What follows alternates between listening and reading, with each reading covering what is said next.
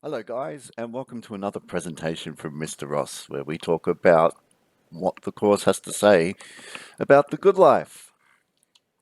Today, we're moving on to a philosopher by the name of Aristotle. You may have heard him, we may have talked about him a bit in year 10, but also you may have heard him when I always talk about the big three. That's the big three Athenian philosophers who are Socrates, Plato, and Aristotle.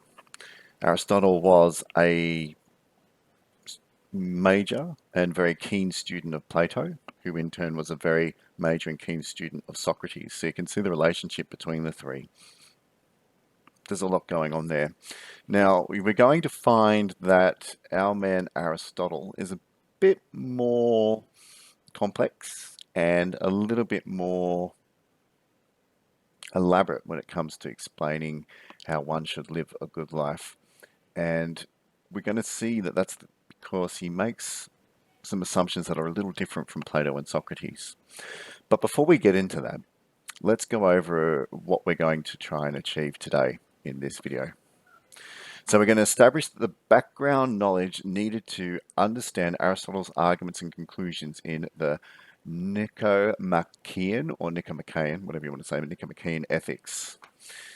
The Nicomachean ethics are a series of notes on the good life that were put together based on lectures that Aristotle had provided. And it's the name of the text that we'll be studying when we look at what Aristotle had to say about the good life, okay? So as usual, we need to look at name and define key terms that we haven't encountered before. Then we need to familiarize ourselves with the basic structure of the text and what different sections of the text want to achieve. We need to explore the historical context through which Aristotle is lecturing, but also we need to do something which is really important in philosophy and not really done if you're what you call an autodidact, which is somebody who has to teach themselves. We have to basically have a look at the assumed knowledge, the assumed prior knowledge you're supposed to have before you come across this text, because in the process of doing this, it'll make a lot of the other things that are said explicitly when we read the text much more easy to understand. Okay, so just write these three goals down and score yourself out of 4 for each of them, please. Okay, so we just we just studied Socrates and we had a look at what Socrates had to say through Plato's writing when we were studying what we call the Gorgias. And we had a look at his arguments with Callicles, and we got a sense of what he had to say about pleasure and what he had to say about the good, how they were different, and then we got to see his outline for what's required if you're going to live a good life. I would like you to draw a picture of self-restraint, because when we look at what Aristotle argues should make us happy, we should be able to see the difference between, how do I put it, the difference between living a life that pursues pleasure or a life that pursues happiness. Okay? So, APK, just draw a picture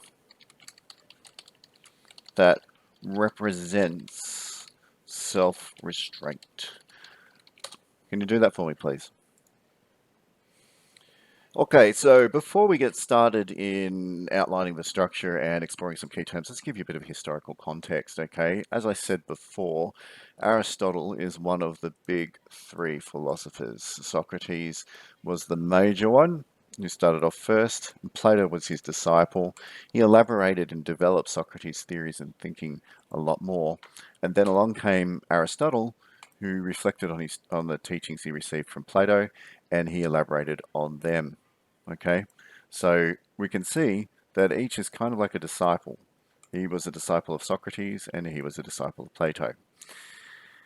And when I talk about elaboration in adding to, I actually do mean it, because Aristotle questioned this idea of the theory of forms. I don't think that he was really big on the theory of forms, whereas Socrates and Plato were. All right, so that's probably where you should start taking a note, because he immediately diverges from that point. Now, from the theory of forms, he kind of takes a bit more of a materialistic point of view. Doesn't necessarily mean that he is materialist. I don't know whether or not he is or isn't. But from from this perspective, from the perspective provided in the textbook and the perspective I'm going to provide to you, it's quite clear that he really denies this world of abstract ideas. He doesn't think that that's the best way to form knowledge or to solve problems. Instead, for him, the best way to form knowledge and solve problems is to study the real world and how the real world works. Take a note. So as we can see, Socrates and Plato both deny the real world. They believe that the only thing that is real is the world of ideal forms, whereas Aristotle doesn't agree. Aristotle is very much into the material composition of things and the function of those things.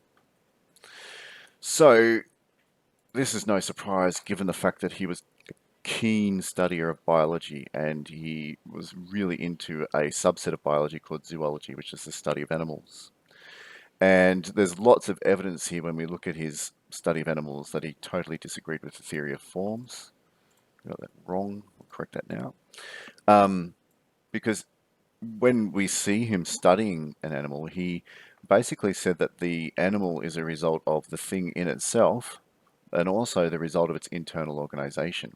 So it's a very physicalist view of what makes an animal, which is very different from saying that he's an incomplete or corrupt version of a material form.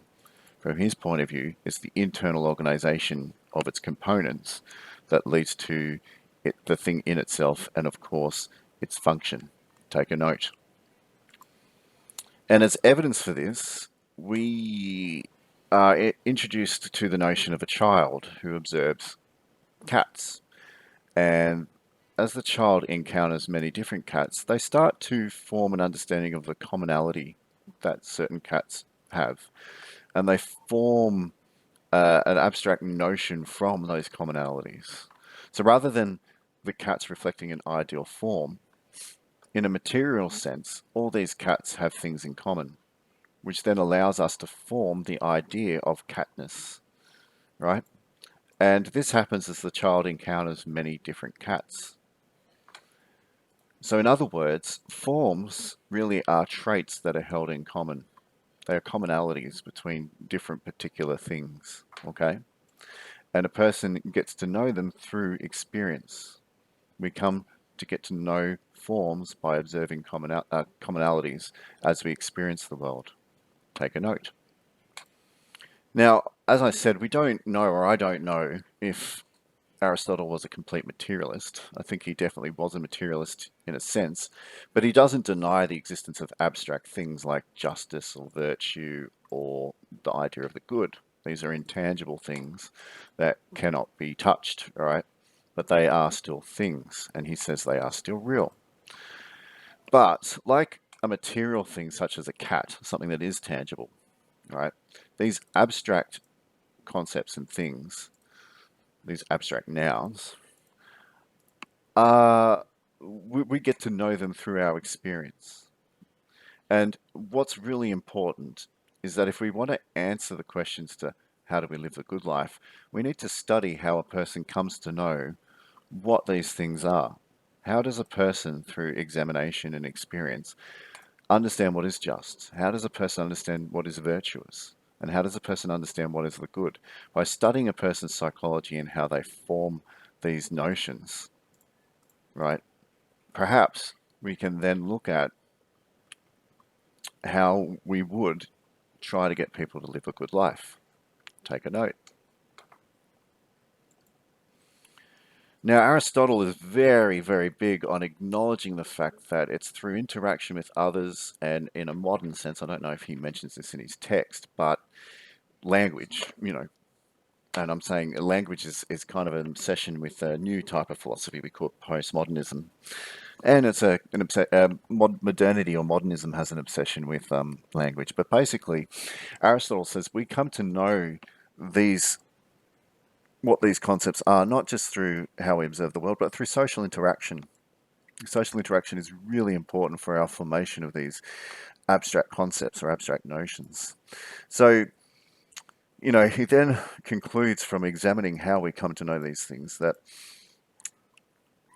in essence, the states of matter, the physicalness of a thing, determines what that actual thing is.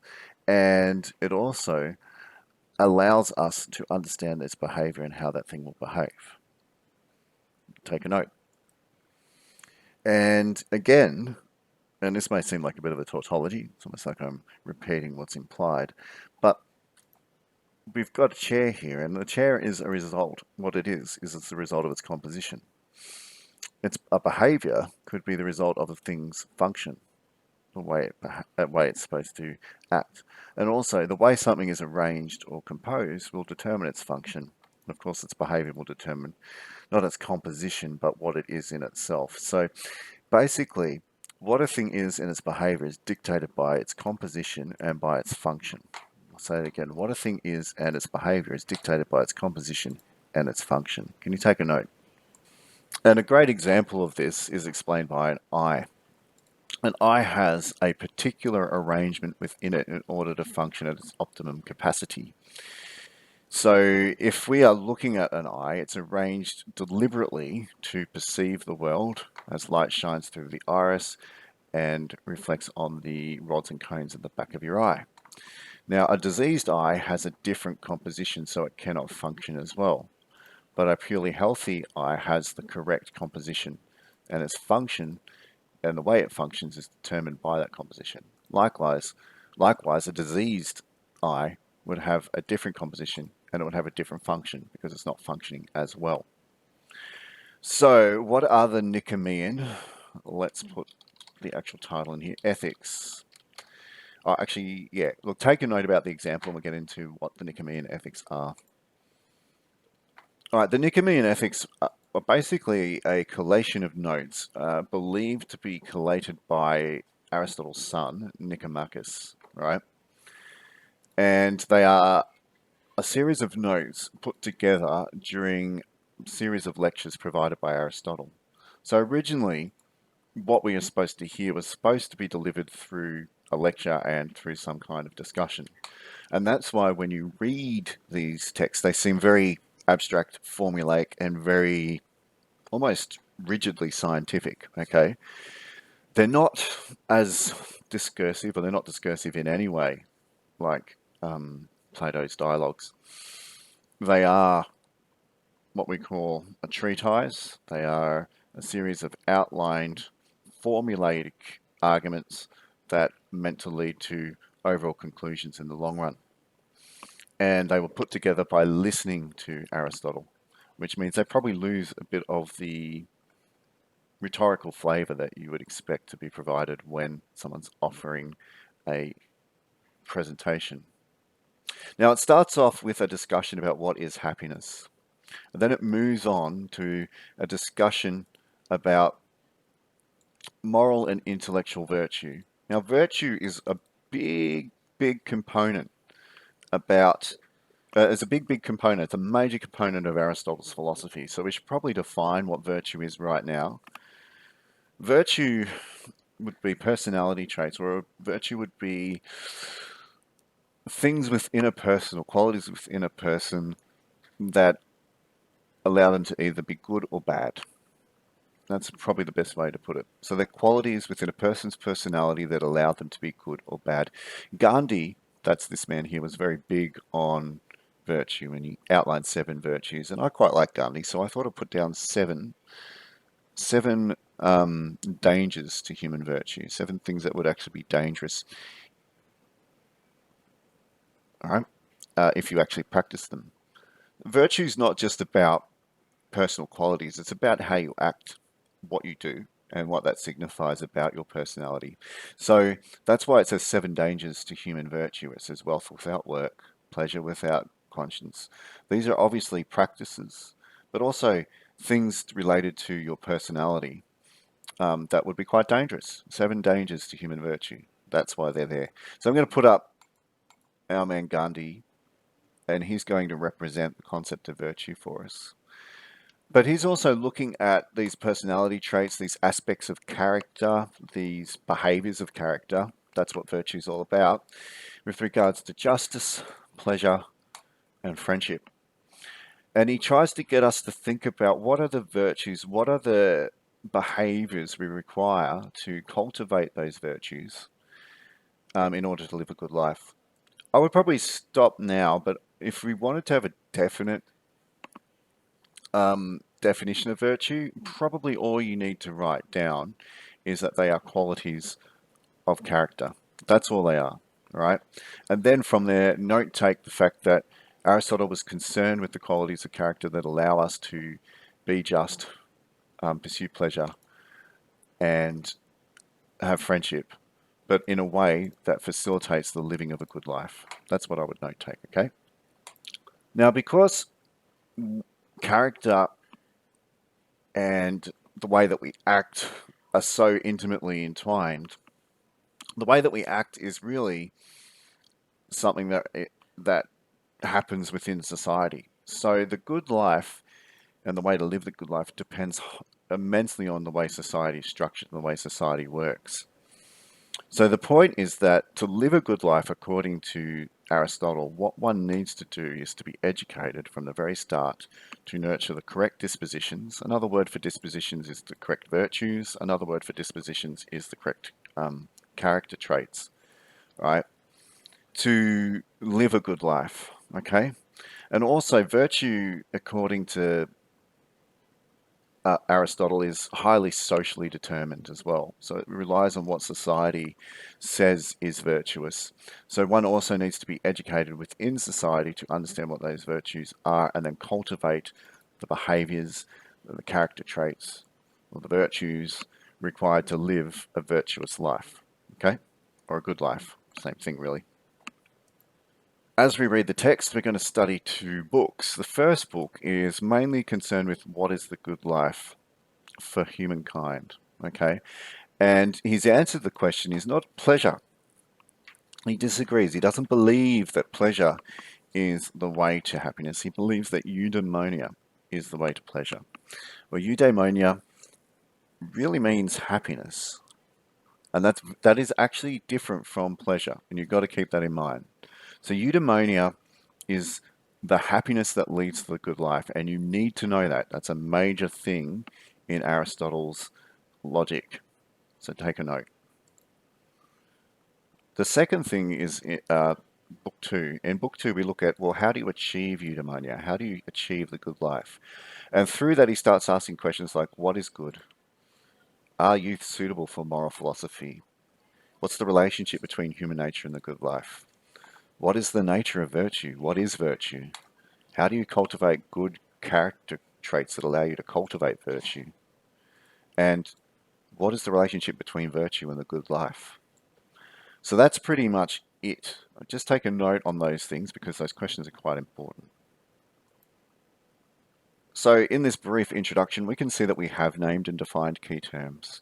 You should know eudaimonia, you should know virtue, you should understand virtue as characters, traits, personality traits that society would value. You can also have bad virtue, by the way, but basically socially determined. You should understand the basic structure of the text, and you should understand the history of the text and some of the assumptions that Aristotle assumes you already know. Like he assumes that you already know that he thinks about life in terms of, well, he assumes that you already know what intellectual and moral virtue are. He assumes that you have an understanding of the role of society, things like that, okay? So that's the end of the lecture. I hope that things made sense.